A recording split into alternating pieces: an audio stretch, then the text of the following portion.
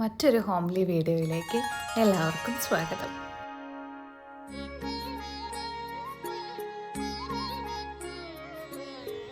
ഒഴിവു ദിവസം രാവിലെ ജനലൊക്കെ തുറന്ന് അമ്മയുടെ പുതിയ പൂക്കളും ചെടികളും എല്ലാം കണി കണ്ട് എണീക്കുന്നത് തന്നെ ഒരു സന്തോഷമാണ്.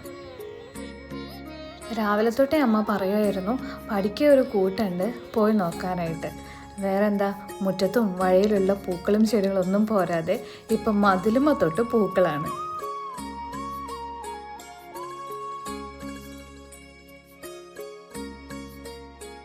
നമ്മുടെ വീട്ടിലുണ്ടാകുന്ന പൂക്കളിൽ ഒട്ടുമിക്കതെല്ലാം നമ്മൾ അമ്പലത്തിലേക്ക് തന്നെയാണ് കൊടുക്കാറുള്ളത്. ചെത്തിയും തുളസിയും ചെമ്പരത്തിയും നന്ദ്യാർവട്ടവും അങ്ങനെയെല്ലാം. ഇപ്പം കൂടുതലായിട്ടുള്ളത് ചെമ്പരത്തിയും ശംഖുപുഷ്പമാണ്. അതിലെ ശംഖുപുഷ്പം നല്ല കടും നീല നിറത്തിൽ കട്ടയായിട്ടുള്ളതാണ് നമ്മുടെ വീട്ടിലുള്ളത്.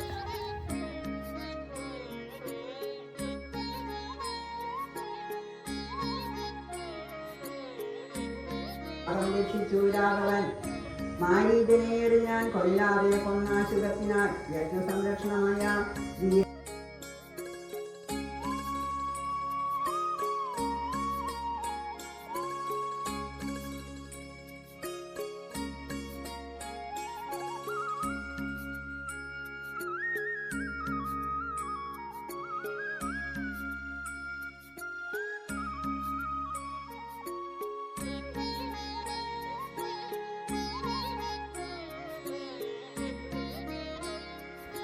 നമ്മൾ പോകാറുള്ള കൃഷ്ണൻ്റെ ഒരു പഴയ അമ്പലമാണിത്.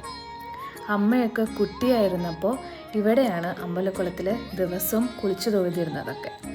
നമ്മളും കുഞ്ഞായിരുന്നപ്പോൾ പിറന്നാളിൻ്റെ ദിവസമൊക്കെ ഈ അമ്പലക്കുളത്തിൽ കുളിച്ചു തൊഴുന്ന ഒരു പതിവ് ഉണ്ടായിരുന്നു.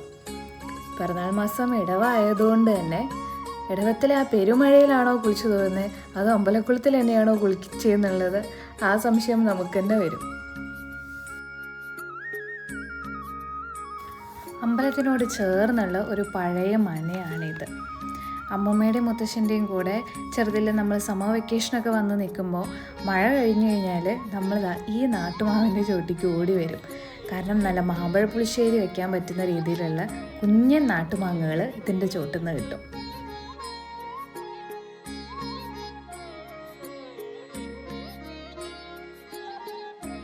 ഹനുമാൻ്റെ അമ്പലത്തിൽ നമ്മൾ പ്രധാനമായിട്ടും കഴിക്കുന്ന വഴിപാടുകളിൽ ഒന്നാണ് വടമാല. മുക്കാലരഞ്ഞ ഉഴുന്നിൽ നേരിയ മധുരത്തോടെ നല്ല നെയ്യിലാണ് ഈ കുഞ്ഞൻ ഉഴുന്നുവടകൾ ഉണ്ടാക്കിയെടുക്കുന്നത്. അതിൻ്റെ ഒരു രുചി വേറെ തന്നെയാണ്.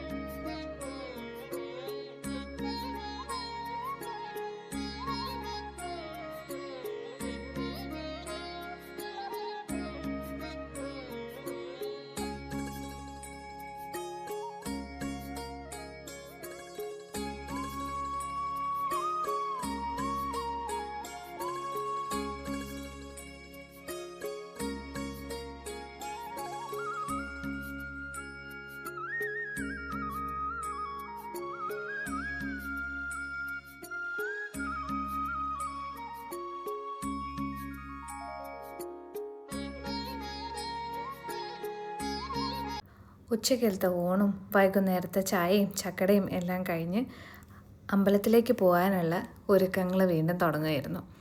അയ്യപ്പൻ വിളക്കിൻ്റെ സമയമായിരുന്നു. അപ്പോൾ പൂക്കൾ അധികം വേണം. അപ്പോൾ അതെല്ലാം ഓരോ അമ്പലത്തിലേക്കുള്ളതും തരം തിരിച്ച് വെക്കുകയായിരുന്നു.